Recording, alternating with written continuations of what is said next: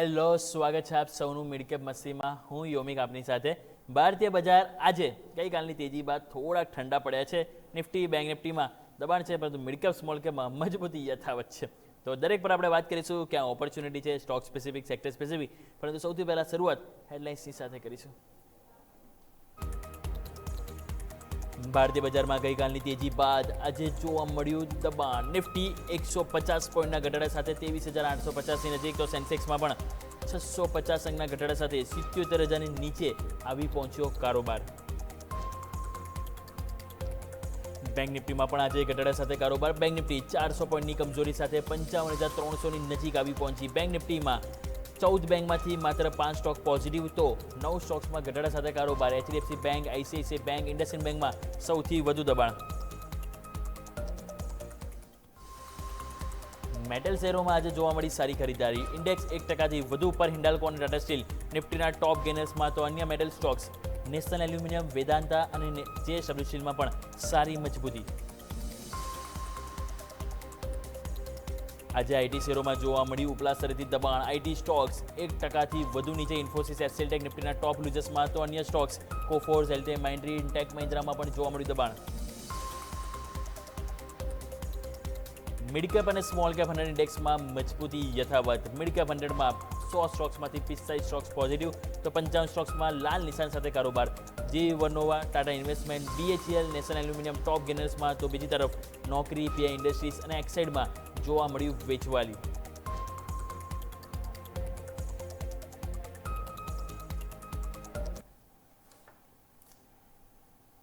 તો આવો દર્શક મિત્રો, હવે નજર કરી લઈએ કે માર્કેટમાં થોડુંક રેન્જ બાઉન્ડ કારોબાર થઈ ગયો છે ઉપલા સ્તરથી દબાણ બાદ. હવે રેન્જ બાઉન્ડ કારોબારમાં શું મહત્વના લેવલ છે, શું ઇમ્પોર્ટન્ટ આપણે બાબતો ધ્યાન પર રાખવી જોઈએ. તો સૌથી પહેલાં નિફ્ટી જાઓ નજર કરી લઈએ.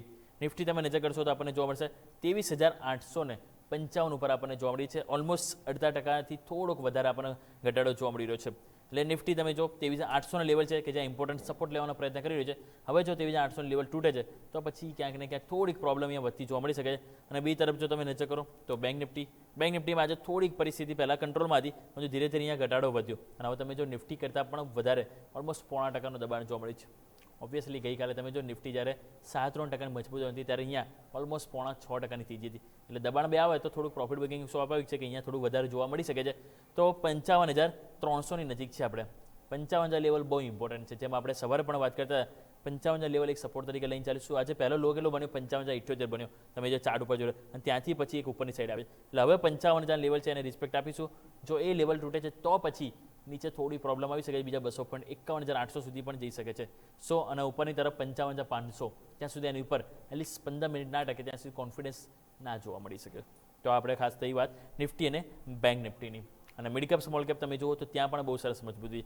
મિડકેપ તમે જો 5% મજબૂત, સ્મોલ કેપ તમે નજર કરો તો અહીંયા 0.5% મજબૂત. એટલે કે સ્ટોક સ્પેસિફિક તમે જો અત્યારે હાલ માર્કેટમાં સરસ એક્શન જોવા મળી રહી છે.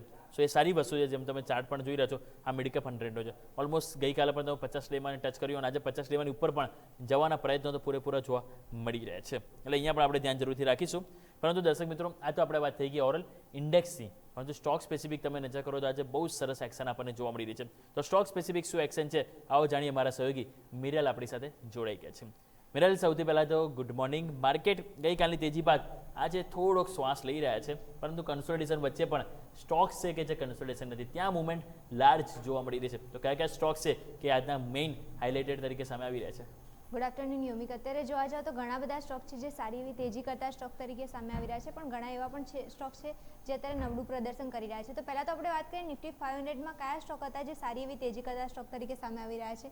તો ઓલા ઇલેક્ટ્રિક સ્ટોકમાં જોશો 15%ની તેજી સાથે કારોબાર દેખવા મળી રહ્યો છે સ્ટોકમાં. પછી જોશો આઈટીઆઈ, ત્યાં પણ 11%ની તેજી સાથે કારોબાર દેખવા મળી રહ્યો છે. પછી તમે નજર કરશો મીશો સ્ટોકમાં અત્યારે જોવા તો જાઓ તો 8%ની તેજી સાથે કારોબાર નોંધાઈ રહ્યો છે. પછી HFCL તરફ નજર કરશો, ત્યાં પણ 6%ની તેજી સાથે કારોબાર દેખવા મળી રહ્યો છે. અને JBM ઓટો, ત્યાં પણ 5%ની તેજી સાથે કારોબાર દેખવા મળી રહ્યો છે. તો ઓવરઓલ દેખવા જાઓ તો અત્યારે 5%થી તે 15% સુધીના વધારા સાથે કારોબાર કરતા સ્ટોક અત્યારે નિફ્ટી 500માં સામે આવી રહ્યા છે. હવે આપણે વાત કરીએ નિફ્ટી 500માં કયા સ્ટોક હતા જે મંદી કરતા સ્ટોક તરીકે સામે આવી રહ્યા છે. તો મંદી કરતા સ્ટોકમાં તમે નજર કરશો CCL પ્રોડક્ટ્સ. 2 દિવસથી તમે જોશો સ્ટોકમાં સારી એવી તેજી દેખવા મળી હતી ને અત્યારે જોવા જાવ તો સ્ટોકમાં ઘટાડો દેખવા મળ્યો છે અને 4% ઘટાડા સાથે કારોબાર દેખવા મળી રહ્યો છે. હવે નિફ્ટી 500ના આપણે લૂઝર્સમાં આપણે વાત કરીએ તો CCPL પ્રોડક્ટ્સમાં ઘટાડો દેખવા મળ્યો છે. સાથે તમે જોશો છોલા ફાઇનાન્શિયલ ત્યાં પણ 3% ઘટાડા સાથે કારોબાર દેખવા મળી રહ્યો છે. ઇન્ફો એજ તરફ નજર કરશો, બિઝનેસ અપડેટ આવ્યા, બિઝનેસ અપડેટ પછી અત્યારે 3% ઘટાડા સાથે કારોબાર દેખવા મળી રહ્યો છે સ્ટોકમાં. ઇક્લેપ સર્વિસીસ તરફ નજર કરશો ત્યાં પણ 2.97% ઘટાડા સાથે કારોબાર દેખવા મળી રહ્યો છે. PTC ઇન્ડસ્ટ્રી તરફ નજર કરશો ત્યાં પણ 2.97% ઘટાડા સાથે કારોબાર દેખવા મળી રહ્યો છે. તો ઓવરઓલ દેખવા જાઓ તો અત્યારે આ 5 સ્ટોક એવા હતા જે નિફ્ટી 500માં મંદી કરતા સ્ટોક તરીકે સામે આવી રહ્યા છે. હવે આપણે વાત કરીએ 52 વીક હાઈ બનાવનારા કયા સ્ટોક હતા જે અત્યારે લિસ્ટમાં સામેલ થયેલા છે. તો ટોપ 5 જે સ્ટોક છે એમાં વાત કરીએ તો બેલ રાઇસ ઇન્ડસ્ટ્રી તરફ નજર કરશો ત્યાં અત્યારે નવા 52 વીક હાઈ ક્રિએટ કરતો સ્ટોક દેખવા મળી રહ્યો છે. પછી છે એથર એનર્જી, ત્યાં પણ નવા 52 વીક હાઈ બનાવીને સ્ટોક અત્યારે 4%ની તેજી સાથે કારોબાર કરી રહ્યો છે. પછી જોશો હિટાચી એનર્જી, ત્યાં પણ નવા 52 વીક હાઈ બનતા દેખવા મળી રહ્યા છે, 3%નો વધારો દેખવા મળી રહ્યો છે સ્ટોકમાં.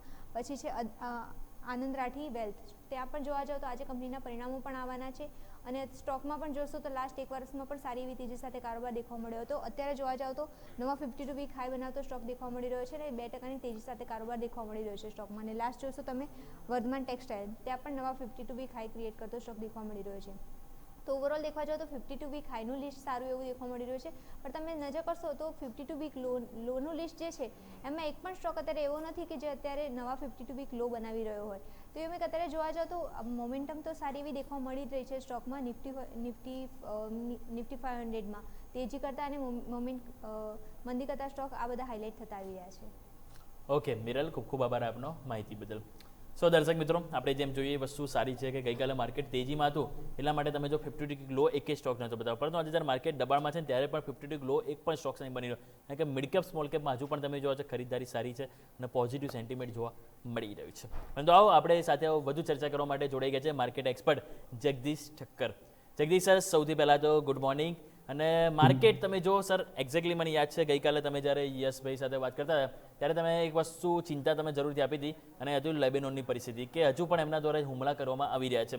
અને ગઈકાલે તમે જો કે તમે જે વાત કરી હતી એ પ્રમાણે આજે જ્યારે સવાર સેન્ટિમેન્ટ આવ્યા અને એ પ્રમાણે તમે જો અસર ત્યાં જ જોવા મળી છે. યુદ્ધમાં ઓબ્વિયસલી એવું તો ના કહીએ કે સીઝ ફાયર નથી, અટકી ગયું છે, થોડોક યુટર્ન અહીંયા વાગી રહ્યો છે. કારણ કે અહીંયા હવે અમુક કહી રહ્યું છે ઇઝરાયલ કે ભાઈ આ તમારા લિસ્ટમાં હતું નહીં, અને હવે સામે ઈરાન કહી રહ્યા છે કે જો આ નહીં થાય તો અમે પાછું બંધ કરી દીધું અમે સ્ટેટ ઓફ હોર્મુઝ, અને હવે તેઓ કહી રહ્યા છે કે અમે ખોલીશું નહીં. એટલે લાગે છે સર કે આ પરિસ્થિતિ ફરીથી ક્યાંક ને ક્યાંક થોડો પ્રોબ્લેમ અહીંયાથી આપી શકે. આ પરિસ્થિતિના વચ્ચે હવે હાલ માર્કેટને આપણે કઈ રીતે સર જોવું જોઈએ? કારણ કે એક બાજુ આજથી પરિણામની સિઝન પણ આપણે શરૂઆત થઈ ગઈ છે. Sir good morning. Very good morning to you. બિલકુલ સાચી વાત છે. ગઈકાલે જ મેં આપને કહ્યું હતું કે આ કઈ સમાચારથી બહુ હરખ પદુડો થઈ જવાની જરૂર નથી તમારે, કારણ કે હજી સુધી કોઈ ફાઇન પ્રિન્ટ્સ વાંચી નથી અને ઇસ્લામાબાદમાં આવતીકાલે એની એક બેઠક છે અને બેઠકમાં જોકે બંને પ્રતિનિધિઓએ હા પાડી છે કે અમે ડિસ્કશન માટે ત્યાં તૈયાર છે અને ત્યાં ઇસ્લામાબાદ આવીશું. એટલે એમાં કઈ ફાઇન પ્રિન્ટ છે અને શું છે હજી આપણને ફાઇનલ ખબર નથી પડી. અમેરિકાનું એવું કહેવું છે કે અમે જે કંઈ પણ એમની જોડે સંધિ કરી 15 મુદ્દાની, અને ઈરાન કહે છે અમારે 10 મુદ્દાની કરી. બંને કહે છે કે અમારું સ્વીકાર્યું, પેલો કે અમારું સ્વીકાર્યું. હવે ગમે તેનું સ્વીકાર્યું હોય પણ એમાં લેબેનનનો ઉલ્લેખ બિલકુલ નથી. અને ઇઝરાયલ કન્ટિન્યુઅસલી છેલ્લા આજની વાત નથી, લેબેનન પર તો ઇઝરાયલ છેલ્લા કેટલાય વર્ષોથી હુમલો કરતું જ રહ્યું છે. એટલે લેબેનનનો તો કંઈ નવું કંઈ ઇઝરાયલ માટે એક નવી વસ્તુ નથી. પણ ત્યાંના એમની જે છે કે લેબનનની અંદર જેટલા બી જે આતંકવાદી તત્વો છે, કારણ કે આપણને ખબર છે કે આ જે હમાસ છે કે પછી પેલેસ્ટાઇનના જેટલા બી આતંકવાદીઓ તત્વો છે કે બીજા જે કંઈ પણ જે છે એ બધા ઈરાન દ્વારા ઉભા કરવામાં આવેલા એના પોતાના પ્રોક્સી છે અને કેટલાય વખતથી એ ઇઝરાયલ એની સાથે લડી રહ્યું છે. એટલે એ ઇઝરાયલ જ્યાં સુધી એ ત્યાંના આતંકવાદીઓને ખાત્મો નહીં કરે ત્યાં સુધી એ શાંતિથી બેસવાનું નથી, એવી ચોખ્ખી એણે જાહેરાત કરી છે. અને ઈરાન એવું કહે છે કે અમે જે 10 મુદ્દાનો કાર્યક્રમ આપ્યો છે એમાં અમે લેબનનનો પણ ઉલ્લેખ કર્યો છે. એટલે જો ઇઝરાયલ લેબનન પર હુમલા ચાલુ રાખશે તો પછી અમે પણ હુમલા ચાલુ કરીશું. અને તે લોકો ઈરાને પણ પોતે પણ સામે ઇઝરાયલ પર હુમલો ચાલુ કર્યો છે. બીજી તરફ એમણે હોર્મોઝનું કહ્યું કે આ અમારા જે કંઈ આપણે શરતની જે સીઝ ફાયરની વાત થઈ એમાં આ એક અમારી કન્ડિશન હતી, એ કન્ડિશનનો તમે ભંગ કર્યો છે એટલે અમે હોર્મોઝનો જે અત્યારે પટ છે એ બંધ કરી દીધો છે. એટલે પરિસ્થિતિ તો ગઈકાલે જે આથી પરમ દિવસે એવી યથાવત જ છે. આવતીકાલે ચર્ચામાં શું થાય છે વધારે અગત્યનું છે. એટલે મારું માનવું છે કે આ એક હજી બહુ ડાયસી છે, કારણ કે 38 39 39 દિવસ ચાલેલું યુદ્ધ અચાનક કંઈ બંધ થઈ જવાનું નથી. અને દરેક પક્ષને જે કંઈ નુકસાન થયું હશે એને ભરપાઈ કરવા માટે એ લોકો ભરપૂર પ્રયત્ન કરશે. અમેરિકા કહે છે કે તમે તમારું જે હવે રિકન્સ્ટ્રક્શનનું કામ ચાલુ કરો, અને ઈરાન કહે છે કે તમને જે કંઈ પણ નુકસાન થયું છે એનું બધું ભરપાઈ તમે કરો. એટલે કે અમેરિકા બધું આવીને એવી રિપેર કે નવું અમને કરી આપે. હવે આ બધી વસ્તુ એટલી ગૂંચવાડા ભરી છે કે એમાં જેટલું આપણે ઓછું જાણીએ એટલું જ વધારે સારું છે. પણ આવતીકાલની મિટિંગ મારી દ્રષ્ટિએ ઇસ્લામાબાદની બહુ અગત્યની છે. એમાં શું નક્કી થાય છે એ જોયા પછી જ આપણે માર્કેટનો એક ટ્રેન્ડ ખબર પડશે. ત્યાં સુધી આ જાતની વોલેટિલિટી બિલકુલ બજારમાં રહેવાની જ છે. એટલે ગઈકાલનો એમ નથી કહેતો બધો સુધારો ભૂસાઈ જશે, કારણ કે market was definitely bottom out. અને આપણે જાણતા હતા કે જેટલા બી જે મૂવિંગ એવરેજ ગણો, ડેલી એવરેજ ગણો કે 10 દિવસ, 20 દિવસ કે 200 દિવસની એવરેજ કરો, એની આસપાસ જ લગભગ માર્કેટ આવીને ઊભું રહ્યું હતું. એટલે માર્કેટમાં એક બોટમ આઉટ તો ચોક્કસ થઈ ચૂક્યું છે. એટલે ડેફિનેટલી દરેક ઘટાડે ખરીદવાની સલાહ અમે પણ આપીએ છીએ, પણ લાંબા ગાળા માટે આપીએ છીએ. ડે ટ્રેડિંગ માટે અમે કહ્યું છે કે શોર્ટ ટર્મ માટે હમણાં પણ હજી પણ માર્કેટથી તમે દૂર રહો. બિલકુલ, બહુ સરસ રીતે સર તમે અમને સમજાવ્યું. તો દર્શક મિત્રો, આ માહિતી અને આપણે જરૂરથી ધ્યાન પર રાખીશું. અને જેમ સરે કીધું એ પ્રમાણે કે આવતીકાલની જે મિટિંગ છે એની ઉપર ઓવરઓલ આપણું નહીં પરંતુ ઓવરઓલ ગ્લોબલ માર્કેટનું અહીંથી નજર આપણે રહેવાની છે. પરંતુ જગદીશ સર, મારે વાત કરવી છે અહીંયા મિડ કેપ અને સ્મોલ કેપની. તમે જો ગઈકાલે બ્લુ ચીપ સ્ટોક્સ એટલે કે નિફ્ટી, બેંક નિફ્ટીના બધા સ્ટોક્સ હતા જેમાં તેજી હતી. આજે એમાં થોડું પ્રોફિટ બુકિંગ આવ્યું છે, પરંતુ મિડ કેપ સ્મોલ કેપ એવું નહોતું કે ગઈકાલે તેજી નથી. ત્યાં પણ તેજી હતી ગઈકાલે 4-4%. અને આજે પણ તમે જો સર તો 1.5 થી 0.5% તેજી જોવા મળી રહી છે. તો શું સર લાગે છે કે આ પરિસ્થિતિ વચ્ચે મિડ કેપ અને સ્મોલ કેપમાં સ્ટોક સ્પેસિફિક હવે આપણે એક્યુમ્યુલેટ સારું કરી દેવું જોઈએ? જો તમારો આન્સર યસ હોય તો કયા સેક્ટર છે ખાસ કે મિડ કેપ સ્મોલ કેપમાં કે જેમાં આપણે એક એક્યુમ્યુલેટ કરવા માટે ધ્યાન પર રાખવું જોઈએ સર? મિડ કેપ અને સ્મોલ કેપના સ્ટોક્સનો એક્સપિરિયન્સ બહુ હાઈ વોલેટિલિટી અને પોટેન્શિયલ અંડર પરફોર્મન્સ આપણે જોયું relative to large cap share. તમે જોશો કે લાર્જ કેપની સામે આ ખાસ કરીને સ્મોલ કેપમાં તો લગભગ એટલું બધું મોટું ધોવાણ થયું હતું. અને ઓફકોર્સ સિગ્નિફિકન્ટ ગેઇન્સ આ લોકોને આપણે એકવાર લાર્જ કેપમાં પણ જોયો હતો. અને હિસ્ટોરિકલી તમે જુઓ કે offering the high long term returns જે છે 12 થી 25%, this segments are currently definitely facing lot of problem. Large કેપની જગ્યાએ જે મિડ કેપ અને સ્મોલ કેપ છે એણે હંમેશા 12 થી 25% જેટલું રિટર્ન આપ્યું છે compare to the about 13-14% by large caps.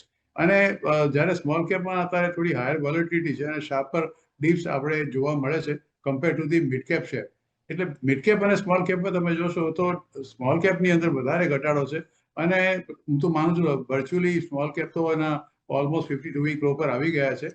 અને વોલેટિલિટી બંને સેગમેન્ટમાં બહુ છે રિલેટિવલી પરફોર્મન્સમાં એ લોકોની.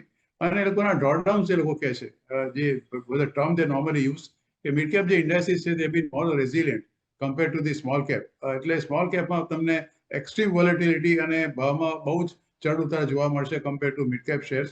અને જે એટલે ઝડપથી મિડ કેપના શેર ઘટતા નથી. વેલ્યુએશન વાઇઝ તમે જુઓ તો સ્મોલ કેપ અને મિડ કેપ સ્ટોક બંને છે recently they've been trading at a very rare valuation discount compare to large caps.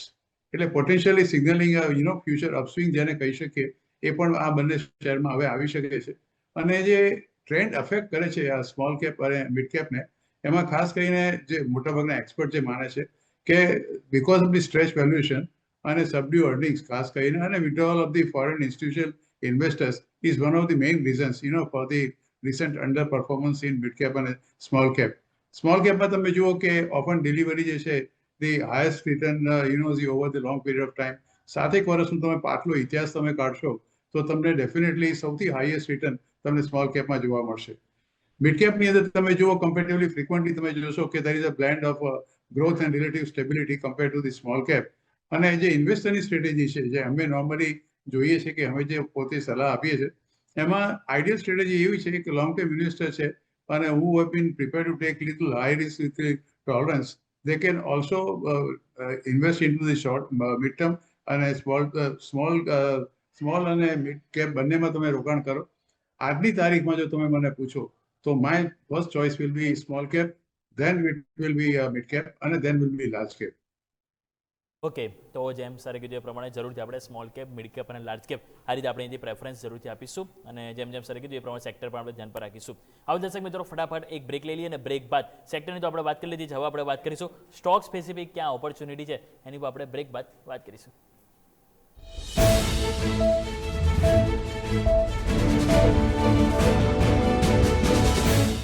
Break બાદ આપનું સ્વાગત છે. તો તમે નજર કરો માર્કેટમાં જે રીતે ન્યૂનતમ સ્તરથી થોડાક રિકવરીના પ્રયાસ જોવા મળી રહ્યા છે, તેવી જ 800 લેવલ છે કે જ્યાં એટલીસ્ટ સપોર્ટ લેવાનો પ્રયત્ન કર્યો છે. રિકવરી એટલી બધી તો નથી જોવા મળી રહી, પરંતુ તેવી જ 840 છે 860 આવે, 840 છે 860 જાય.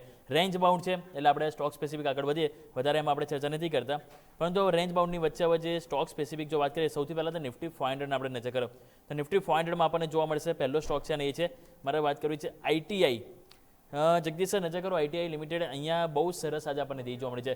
12.5% આપણે જોઈએ તો સ્ટોક્સમાં આજે આપણને તેજી જોવા મળી છે. 300 રૂપિયાનું આજે લેવલ એક્યુમ્યુલેટ કરતો આપણને સ્ટોક જોવા મળ્યું છે. શું રણનીતિ સર અપનાવી જોઈએ તમારા મતે આ સ્ટોક્સમાં? લાગે છે સર કે હજુ પણ આગળ અપસાઇડ બાકી છે સર? આમ તો તમે જુઓ તો એનો 52 વીક હાઈ લગભગ 372-73 રૂપિયાની આસપાસ છે અને એનો લાઈફ ટાઈમ હાઈ તમે જુઓ તો લગભગ 592 રૂપિયા છે. અર્થાત કે તમે 52 વીક જુઓ તો લગભગ 72 રૂપિયા જેટલો જ માત્ર નીચે છે અને એનો લાઈફ ટાઈમ હાઈ તમે જુઓ તો ખાસો એનાથી 592 રૂપિયા, એટલે ખાસો એવો એ હજી પણ નીચો જ છે. 10 રૂપિયાની ફેસ વેલ્યુનો આ પર્ટિક્યુલર શેર છે. થોડા અપ્સ એન્ડ ડાઉન્સ આપણે ઘણા બધા આ શેરની અંદર જોયા હતા.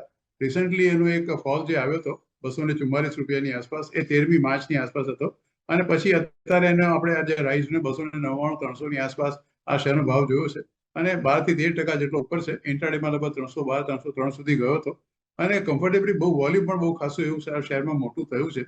એટલે આ શેર આમ ડેફિનેટલી શેર સારો જ છે.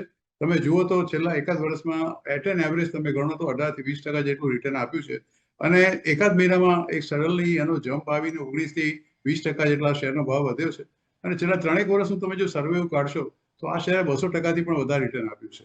અર્થાત કે શેરની ફંડામેન્ટલ્સ આર ડેફિનેટલી ગુડ અને ચોક્કસ મારી દ્રષ્ટિએ જો તમે એનું કારણ બીજું તમે લાગશો કે ITI જે શેર વધ્યો છે એનું they going to monetize that land parcel. તમને કદાચ એક સમાચાર રિસન્ટ ખબર પડ્યા હશે કે એ લોકોની પાસે બહુ જમીનો બહુ જ છે, અઢળક જમીનો છે અને અત્યારે સરકારે એવું નક્કી કર્યું હતું, ધીસ વોઝ ઓફકોર્સ ખાસ જૂના ન્યૂઝ છે, somewhere in the month of December, પણ પછી તો જરા પરિસ્થિતિ થોડી બગડી ગઈ. એ લોકો પાસે બહુ લેન્ડ પાર્સલ બહુ મોટા છે અને ગવર્મેન્ટે નક્કી કર્યું છે કે લગભગ 3500 કરોડનું લેન્ડ પાર્સલ છે એ લોકો મોનેટાઇઝ કરવાના છે. જો 3500 કરોડના જે લેન્ડ પાર્સલ એ લોકોએ તો મફતના ભાવે લીધી હશે અને એ જો કહે તો તમે સમજી શકો છો કે કેટલી બધી ઇન્કમ આ પર્ટિક્યુલર શેરની અંદર આવી શકે. આમ કંપની બહુ તમને જુઓ તો કંઈ ખાસ એવું ડિવિડન્ડ કંપની આપતી નથી, ભાગ્યે ડિવિડન્ડ કંપની આપે છે. એટલે અને લગભગ તમે જુઓ તો 90% of this particular share of this company is with the government. બહુ જ ઓછું લિક્વિડિટી આ પર્ટિક્યુલર શેરમાં છે અને લગભગ પ્રમોટર પાસે મેં તમને કહ્યું એટલે ગવર્મેન્ટ ઓફ ઇન્ડિયા પાસે લગભગ 90% જેટલું શેર છે. આપણા જે ડોમેસ્ટિક ઇન્સ્ટિટ્યુશન છે એની પાસે પણ બહુ મોટો ફાળો નથી, hardly I think is about 7-8% અને પબ્લિક પાસે પણ બહુ લગભગ નથી માનતો કે 2 કે 3%થી વધારે હોય. એટલે 90% તો અત્યારે આ પર્ટિક્યુલર શેરની જે તમે જુઓ તો એ સોની વિથ ગવર્મેન્ટ ઓફ ઇન્ડિયા. પણ મેં તમને કહ્યું કે જે સમાચાર છેલ્લા આવ્યા હતા, ઓફકોર્સ એ થોડા જૂના સમાચાર છે કે લેન્ડ પાર્સલ વેચવાના છે 3500 કરોડનું, એનાથી ચોક્કસ એને ફાયદો થાય એવું છે અને જો આ જાતની અત્યારે પરફોર્મન્સ રિઝલ્ટ આપશે અત્યારે આપણને ખબર પડશે. પણ ઓલ સેડ એન્ડ ડન જો એનું જે 52 વીક હાઈ છે એ પહોંચવા માટે બિલકુલ સક્ષમ છે જો લેન્ડ પાર્સલ વેચાય અને જાતની મે બી અધર ઇન્કમના ભલે ક્ષેત્રમાં રાખો પણ 3500 crores is a big amount. Okay, તો બહુ સરસ રીતે સર આપણને સરે સમજાવ્યું. તો ઓવરઓલ સમાચાર અને જેમ સરે કીધું એ પ્રમાણે માહિતી દરેક વસ્તુને આપણે ધ્યાન પર રાખીશું. નેક્સ્ટ સર વાત કરીએ તો એક સ્ટોક છે કે જે એક થોડોક રિલેટેડ થીમ સાથે છે. કેમ કે 2025માં સર તમે જુઓ તો જે ન્યૂ એજ કંપની IPO લઈને આવી હતી, મોટાભાગની IPOમાં આપણે તમે જુઓ સ્ટાર્ટિંગમાં બહુ સરસ તેજી જોવા મળી હતી અને પછી જે 2026માં જ્યારે માર્કેટ કરેક્ટ થયું ત્યારે બધા મોટાભાગના સ્ટોક સર તમે જો ખાસા કરેક્ટ થયા અને એમાંથી જ એક સ્ટોક સર આજે મારે વાત કરવી છે અને એ છે મીસો. મીસોમાં સર તમે જુઓ તો જે ઓપનિંગ પ્રાઇસ હતી, ઇસ્યુ પ્રાઇસ 160 આજુબાજુ હતું, ત્યાંથી એક સમય 154 રૂપિયા નીચે ગયો. ત્યાંથી જે 5 દિવસમાં સ્ટોક છે 154થી 254 રૂપિયા તેજી બતાવી હતી અને હમણાં જસ્ટ રિસેન્ટલી આપણે જોઈએ તો સ્ટોક 125-130 રૂપિયા આવી ગયો હતો અને હવે આજે સ્ટોક્સ 9%ની તેજીમાં છે. આટલી તેજી 9%ની એક દિવસમાં જ્યારે IPO ટાઈમે 2025માં આપણે આવ્યો હતો ત્યારે સર હતી. એ બાદ તમે જો સતત અંડર પરફોર્મન્સ જોવા મળી, મીન્સ કે સતત વેચવાલી જોવા મળી છે. તો હવે સર આજે તેજી આવી રહી છે તો શું એમાં લાગે છે કે એના જે વેલ્યુએશન છે એ થોડા હવે એટ્રેક્ટ થઈ ગયા છે અને કરેક્ટ થઈ ગયા છે સર? યોમિક કયા શેરની આપણે વાત કરી? જી sir, Meesho. Meesho, okay. MSSO છે એ જ છે ને? Yes sir. ઓકે. આ બેઝિકલી આ શેર આપણે જાણીએ છીએ કે રિટેલિંગમાં છે. જેવી રીતે તમે રિલાયન્સના સ્ટોર જુઓ છો, ડીમાર્ટના સ્ટોર જુઓ છો, એ રીતે એનું આવ્યું ત્યારે પણ બિલકુલ તમે કહું તે પણ it was a craze of this particular share અને લગભગ ગાણ પણ હતું આ શેરનું. અને 254-55 શેરનો ભાવ પણ આ શેરમાં આપણે જોયો છે. એનું લિસ્ટિંગ આઈ થિંક જો મારી યાદશક્તિ સારી બરાબર હોય તો somewhere in month of December second week આ પર્ટિક્યુલર શેર લિસ્ટ થયો હતો. અને લિસ્ટ થવાની સાથે જ લગભગ ઓલમોસ્ટ 19 ડિસેમ્બરની આસપાસ આનો ભાવ ₹254 પહોંચી ગયો હતો. અને ત્યારથી કન્સિસ્ટન્ટલી તમે જુઓ તો એનો એક ડાઉનવર્ડ ટ્રેડ તમને જોવા મળે છે. અને ઘટીને somewhere in the month of March it went down to about 138-139 rupees. ત્યાંથી થોડો અપવર્ડ રાઇઝ આપણે જોઈને આજે 170-72 ની આસપાસ આ શેરનો ભાવ જોવા મળે છે. એટલે આવ્યું ત્યારે તમે કહ્યું કે શેરમાં બહુ મોટી સરસ તેજી હતી. ₹1 ફેસ વેલ્યુનો શેર છે. અને મારી દ્રષ્ટિએ આ કંપનીનું તમે એવરેજ ડિલિવરી વોલ્યુમ પણ જુઓ ને તો લગભગ 48% થી 50% જેવું ડિલિવરી વોલ્યુમ છે. અને કંપની ઓફકોર્સ મેં તમને કહ્યું રિટેલિંગની અંદર છે એટલે મોટાભાગની કંપનીઓ સારું જ કરે છે. છેલ્લા એક અઠવાડિયામાં લગભગ 13-14% એક જમ્પ આવ્યો છે. એકાદ મહિનામાં લગભગ 6 થી 7% જેટલો વધ્યો છે. પણ આજે હમણાં લિસ્ટિંગ થયું છે એટલે મારી પાસે એના પેલા ડેટા નથી. પણ મારી દ્રષ્ટિએ જે આ 2025માં આવ્યો હતો આમાંથી તમે જુઓ, હું તમને બીજી વસ્તુ મમ્મી કહું છું આપને કે આઈપીઓ જે 2025માં આવ્યા એમાંથી I am talking the mid cap shares કે લગભગ 15માંથી જે 8 જેટલા શેરો છે એ આજે છે ને બિલો the listing price, below the issue price ચાલે છે અત્યારે. એમાં આ જે શેર છે પર્ટિક્યુલર એનો જે ભાવ તમે જોયો ₹254, that was only one time. એ પછી કોઈ દિવસ આ શેરનો ભાવ આવ્યો નથી. આ શેર ખરાબ છે એવું નથી કહેતો, પણ એનો ડેટા અવેલેબલ નથી મારી પાસે વધારે, કારણ કે ડિસેમ્બરની આસપાસ લિસ્ટ થયો છે એટલે મારી પાસેનો ફૂલ ડેટા નથી. એટલે હું તમને વધારે કમેન્ટ નહીં કરી શકું. પણ રિટેલિંગમાં એટલું ચોક્કસ ધ્યાન રાખજો કે મોટા મોટા જાયન્ટ રિલાયન્સ અને ડીમાર્ટ જેવાના હવે તો ઘણા બધા સ્ટોરો પણ ખુલી ગયા છે વિચ આર નોટ લિસ્ટેડ. તો one had to be little more careful about such kind of shares. કારણ કે કંપનીનું પરફોર્મન્સ થોડું 1-2 વર્ષ આપણી પાસે ડેટા હોય તો આપણને ખબર પડે. પણ એ ડેટા મારી પાસે અત્યારે અવેલેબલ નથી.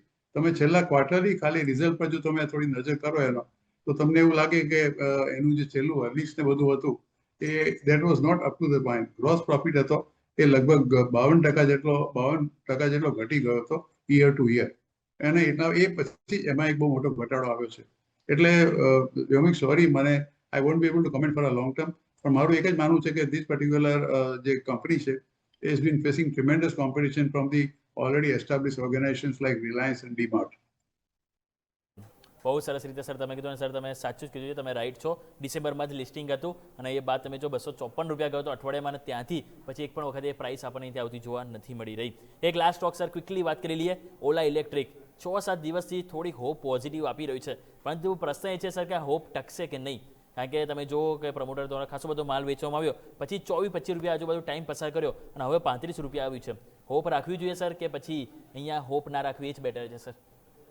યોમિક ₹158નો શેરનો ભાવ વધારે જોયો હશે. આ પર્ટિક્યુલર શેરનો ₹10ની ફેસ વેલ્યુનો શેર છે કે પછી કેટલી બધી કમ્પ્લેન્સ આ પર્ટિક્યુલર જે કંપની બનાવે છે ઓટોમોબાઈલ, અને એમાં કેટલી બધી કમ્પ્લેન્સ આવી છે અને લોકોએ કેસ કરવા સુધીની પણ વાતો કરી હતી. અને ચાલો એકવાર એને તમે એ ભાવ ભૂલી જાઓ. કદાચ જે લાઈફ ટાઈમ હાઈ છે ₹157 કે ₹58, 50 વીક હાઈ તમે જોશો તો 71-72ની આસપાસ છે. રિસન્ટલી તમે જોશો કે એનો ભાવ લગભગ ઘટીને ઓલમોસ્ટ મારી દ્રષ્ટિએ સમવેર ઇન મંથ ઓફ માર્ચના એન્ડમાં આઈ થિંક ₹18 સુધી પણ આ શેરનો ભાવ મેં જોયો છે. અને પછી થોડો ઘણો અત્યારે રિકવર થયો છે.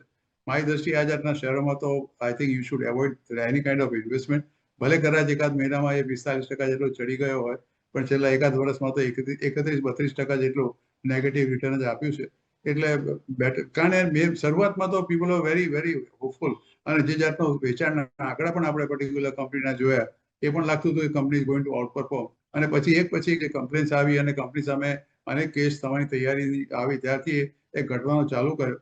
અને ₹22નો ભાવ પણ હમણાં રિસેન્ટલી પડ્યો તો 22 કે ₹21ની આસપાસ.